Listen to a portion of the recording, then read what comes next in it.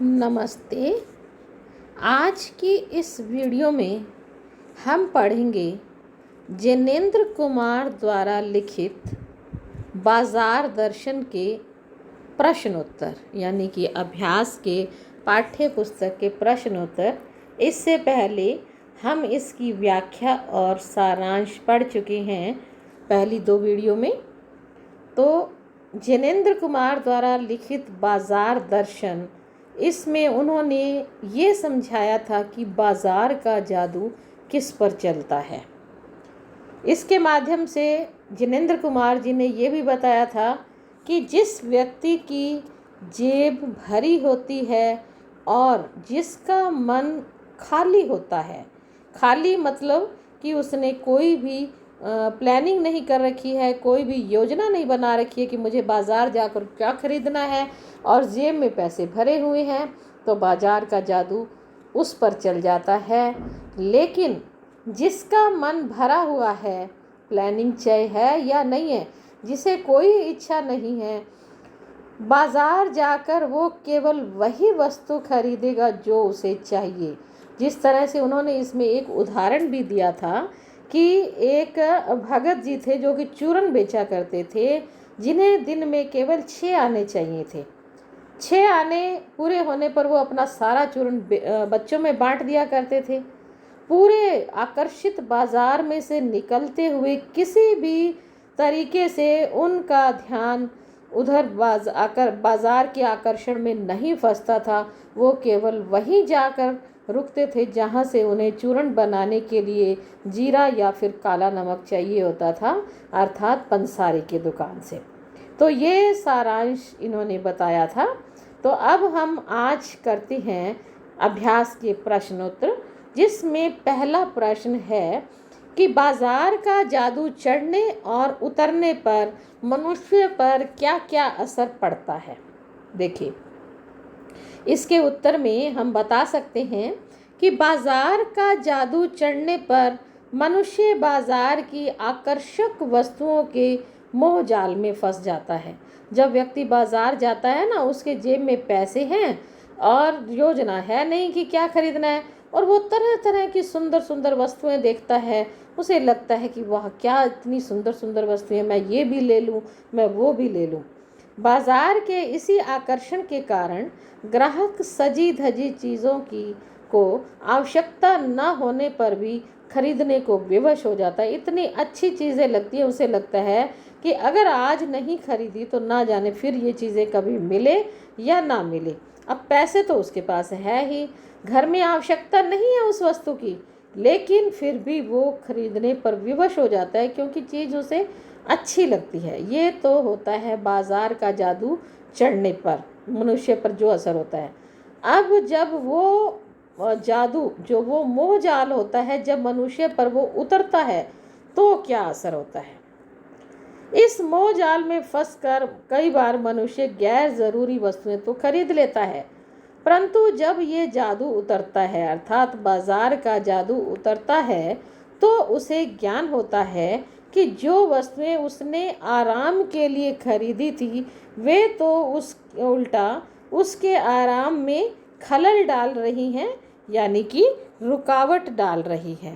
कहने का अभिप्राय ये है कि कवि कहता है कि बाजार में आकर्षक वस्तुओं को देखकर पहले तो मनुष्य उसकी जादू में बंध जाता है। उसे लगने लगता है कि मेरे पास ये भी नहीं है, मेरे पास वो भी नहीं है, और क्या करता है कि उन वस्तुओं को ज़रूरत ना होने पर भी वो खरीद लेता है। वस्तुएं खरीदने पर क्या होता है कि उसका जो अंदर का अहम होता है ना, जो गर्व होता है, वो संतुष्ट हो जाता है। उसे लगता है वाह, मेरे को तो जो चीज़ चाहिए थी मैंने तो ले ली, मेरे पास तो किसी चीज़ की कमी नहीं है। और जब वो खरीदने पर उसे ये पता चलता है कि ये जो चीज़ें उसने आराम के लिए खरीदी हैं, ये तो उल्टा उसे ही दुख दे रही हैं, और वे खरीदी हुई चीज़ें उसे अनावश्यक लगने लगती हैं, तब मनुष्य के ऊपर से वो बाजार का जादू उतर जाता है। दूसरा प्रश्न, बाजार में भगत जी के व्यक्तित्व का कौन सा सशक्त पहलू उभर कर सामने आता है। क्या आपकी नज़र में उनका आचरण समाज में शांति स्थापित करने में मददगार हो सकता है। अब पहले बताती हैं भगत जी के बारे में। पहले लेखक ने बता भी रखा है कि भगत जी हैं वो उन्हें बाजार का आकर्षण जो है वो अपनी तरफ नहीं खींचता, क्योंकि उनके मन का एक उद्देश्य है, उनका मन संतुष्ट है। उनका उद्देश्य केवल चूर्ण बनाने के लिए नमक और जीरा खरीदना है। तो बाजार में भगत जी के व्यक्तित्व का सशक्त पहलू उनका अपने मन पर जो नियंत्रण है वो उभर कर आता। ये उनका एक सशक्त पहलू है, शक्तिशाली पहलू है कि उनका अपने मन पर नियंत्रण है, उनका मन इधर उधर भटकता नहीं है। बाजार उन्हें कभी भी आकर्षित नहीं कर पाता। वे केवल अपनी ज़रूरत भर के सामान के लिए बाजार का उपयोग करते हैं। आगे का लेखक पूछता है कि क्या आपकी नज़र में उनका आचरण समाज में शांति स्थापित करने में मददगार हो सकता है? हाँ, हमारा उत्तर इसमें होगा हाँ, क्योंकि भगत जी जैसे व्यक्ति समाज में शांति लाते हैं। इस प्रकार के व्यक्तियों की दिनचर्या संतुलित होती है और न ही ये बाजार के आकर्षण में फंसकर अधिक से अधिक वस्तुओं का संग्रह करते हैं, क्योंकि जो व्यक्ति अधिक से अधिक वस्तुओं का संग्रह करते हैं उन मनुष्यों के मन में अशांति फैल जाती है। इसलिए जिसके फल उसमें अशांति फैल जाती है। और न अगर ऐसा होता, एक तो अशांति होती है और जितनी वस्तुएं वो ज़्यादा खरीदती हैं महंगाई बढ़ जाती है, क्योंकि मार्केट में जितनी ज़्यादा वस्तुओं की मांग होगी महंगाई उतनी ही बढ़ती जाएगी। लोग जो दुकानदार क्या करते हैं, जितनी ज़्यादा मांग बढ़ जाती है वो क्या करते हैं, वस्तुओं का संग्रह कर लेते हैं और उसको महंगे दामों पर बेचनी शुरू कर देते हैं।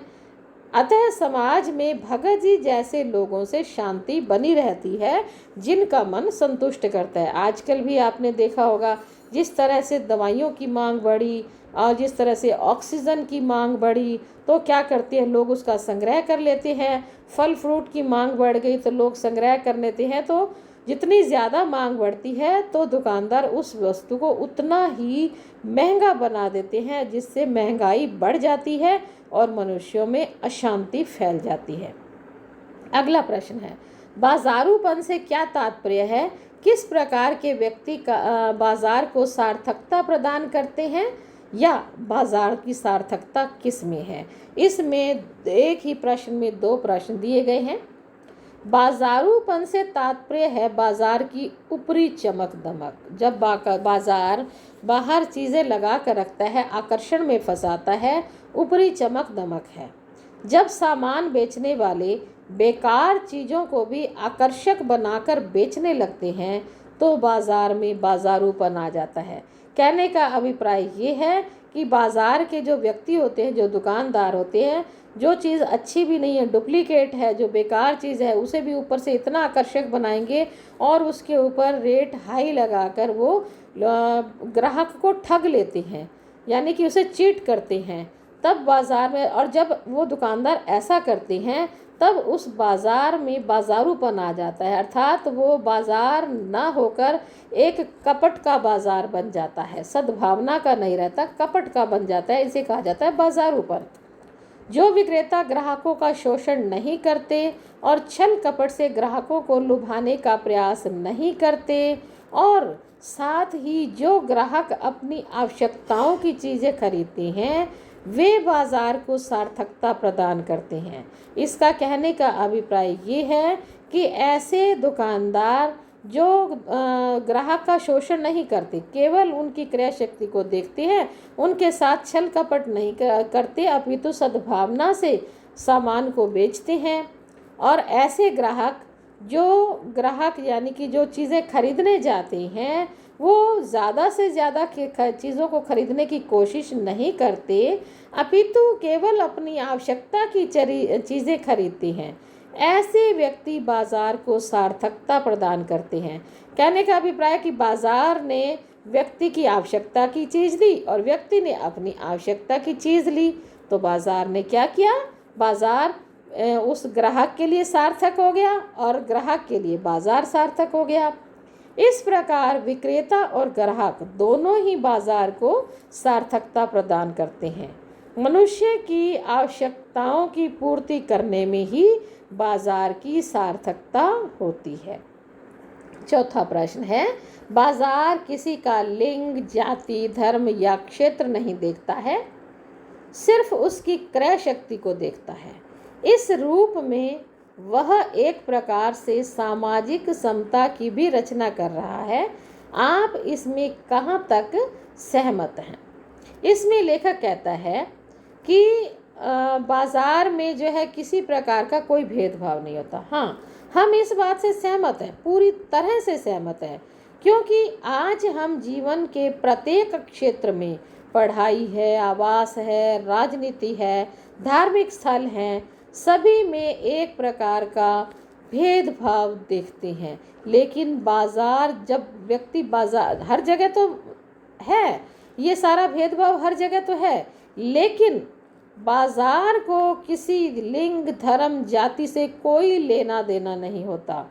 उसके लिए हर कोई व्यक्ति केवल और केवल उसका ग्राहक होता है। बाजार उस व्यक्ति की केवल क्रय शक्ति को देखता है। वो ये नहीं देखता कि ये मुसलमान व्यक्ति है, इसे चीज़ दूं या ना दूं, ये हिंदू है तो ये चीज़ इसे देनी चाहिए, ये सिख है तो ये चीज़ इसे देनी चाहिए। इससे बाजार का कोई लेना देना नहीं है। बाजार क्या देखता है? उस व्यक्ति के पास पैसा कितना है और वो व्यक्ति कितनी महंगी क्या चीज़ ले सकता है। उसको तो केवल और केवल व्यक्ति से, यानी ग्राहक से ही मतलब होता है, ग्राहक में क्या शक्ति है। इस प्रकार यदि हम देखें तो बाजार एक प्रकार की सामाजिक समता की रचना करता है। अर्थात कहने का अभिप्राय ये है कि बाजार को किसी के लिंग, जाति, धर्म या क्षेत्र से कोई लेना देना नहीं है। कौन व्यक्ति कहाँ रहता है, लड़का है या लड़की है, कौन जाति का है, किस धर्म का है, इससे बाजार को कोई लेना देना नहीं है। सभी ग्राहक जो हैं बाजार के लिए एक जैसे होते हैं, समान होते हैं। एक दुकान पर कोई भी ग्राहक जो आ रहा है, किसी भी जाति का, किसी भी लिंग का है, दूसरा ग्राहक उस दुकान पर आ रहा है तो उसके लिए दोनों ही समान हैं। तो इस प्रकार यदि हम देखें तो बाजार एक प्रकार की एक सामाजिक समता की रचना करता है। अगला प्रश्न है, आप अपने समाज से कुछ ऐसे प्रसंगों का उल्लेख कीजिए। पहला तो ये क्वेश्चन करते हैं कि जब पैसा शक्ति के परिचायक के रूप में प्रतीत हुआ। दूसरा, जब पैसे की शक्ति कोई काम नहीं आई। जब पैसा शक्ति के परिचायक के परिचायक के रूप में प्रतीत हुआ। इसमें हम देखते हैं कि जब बड़े से बड़ा अपराधी भी पैसे की शक्ति से निर्दोष साबित कर दिया जाता है। हम कई प्रकार के कांड देखते हैं समाज में, इतने बड़े बड़े कांड हो जाते हैं, नेता लोग पता नहीं क्या क्या कर देते हैं, लेकिन उनके पास पैसा होता है और वो निर्दोष वकीलों को पैसा देकर निर्दोष साबित कर लिए जाते हैं। तब हमें पैसा शक्ति के परिचायक के रूप में प्रतीत होता है। यानी कि एक गरीब व्यक्ति जिसके पास पैसा नहीं है, वो सच्चा भी है, निर्दोष भी है, लेकिन फिर भी उसे फांसी तक की सज़ा हो जाती है। दूसरी ओर जो अमीर व्यक्ति है, किसी की हत्या भी कर देता है, पैसे के बल पर छूट जाता है, तब हमें पैसा शक्ति के परिचायक के रूप में प्रतीत होता है। दूसरी ओर असाध्य बीमारी के आगे पैसे की शक्ति काम नहीं आती है। आज जब ये हमारे समाज में जो ये महामारी फैली हुई है, आज आप देखते हैं कि इस महामारी के सामने पैसे की शक्ति काम नहीं आ रही है। लोग लाखों करोड़ों पैसा फेंकने के लिए तैयार हैं कि उसे कहीं से भी कोई बेड मिल जाए या ऑक्सीजन मिल जाए या कुछ भी मिल जाए या ऐसी दवाई मिल जाए जिससे वो महामारी से पार पा सके। लेकिन पैसे की शक्ति लोगों की काम नहीं कर रही है।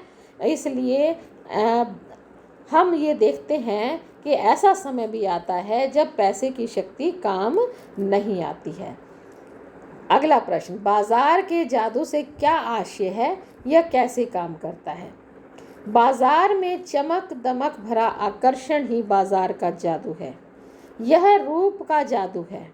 बाजार का जादू आँख के रास्ते से काम करता है। कहते हैं ना, ये कैसे काम करता है?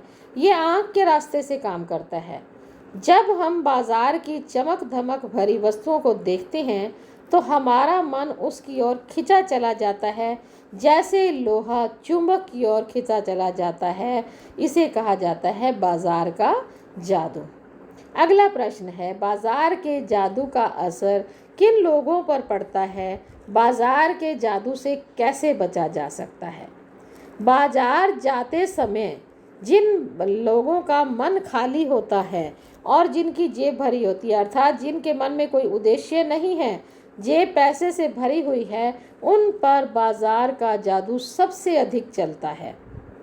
मन और जेब दोनों खाली हों तब भी बाजार का जादू असर करता है, क्योंकि मन तो खाली है ना, जेब में पैसे नहीं। ये अलग बात है कि वो खरीद नहीं सकता, लेकिन उसे वो चीज़ें अच्छी तो लगती हैं, उसका मन तो करता है कि मैं ये भी खरीद लूँ, मैं वो भी खरीद लूँ। ये अलग बात है कि उसकी मजबूरी है कि वो खरीद नहीं सकता।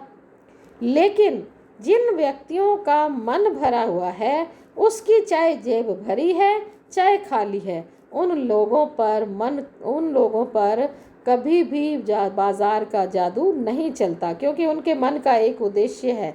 चाहे उनकी जेब भरी हुई है लेकिन उनका मन भी तो भरा हुआ है ना, उन्हें फालतू चीज़ें चाहिए ही नहीं होती। वो केवल वही वस्तुएं खरीदते हैं जो उन्हें चाहिए होती हैं। लेखक कहता है कि बाजार के जादू से बचने का केवल एक उपाय है। जब बाजार में जाएं तो मन भरा हुआ होना चाहिए, अर्थात मन का एक उद्देश्य होना चाहिए। उसे अपनी सही ज़रूरत पता होनी चाहिए। उसे पता होना चाहिए कि मैं बाजार में क्यों जा रहा हूँ, मुझे कहाँ तक जाना है, किस दुकान पर जाना है और मुझे क्या खरीदना है। तभी बाजार के जादू से बचा जा सकता है। तो बच्चों, ये थे इस पाठ के प्रश्न उत्तर। इन प्रश्न उत्तरों को दोबारा से पढ़ लीजिए और अपनी अभ्यास पुस्तिका में इसे लिख के इन्हें याद कर लीजिए। तब तक के लिए धन्यवाद।